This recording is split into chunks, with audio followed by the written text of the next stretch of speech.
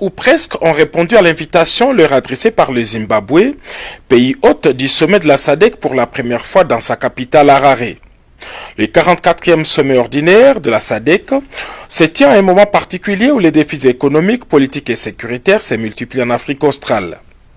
Dans leur traditionnelle allocution d'ouverture, les dirigeants de l'Afrique australe se sont félicités des efforts fournis par les pays membres dans la promotion de la paix, de la stabilité et du développement, nonobstant quelques défis majeurs de pacification dans l'est de la République démocratique du Congo ainsi qu'au Mozambique.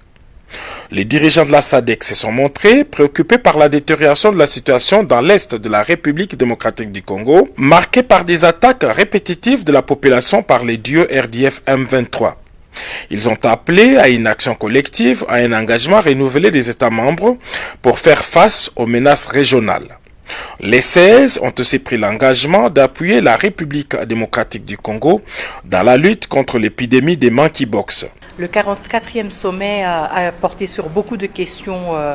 au centre du travail de la SADC et de l'intégration régionale que la SADC promeut,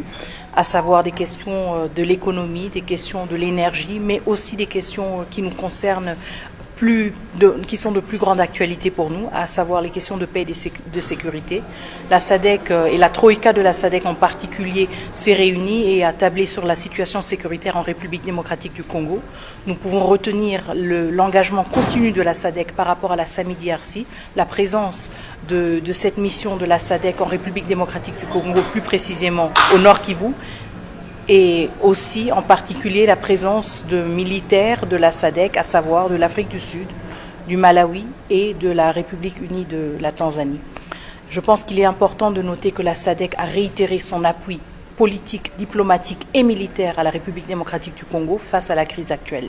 Un autre point qui a été évoqué, c'est l'épidémie qui a été récemment décrétée comme une urgence sanitaire publique de la maladie Mpox. La SADC a réitéré aussi, a exprimé, si vous voulez,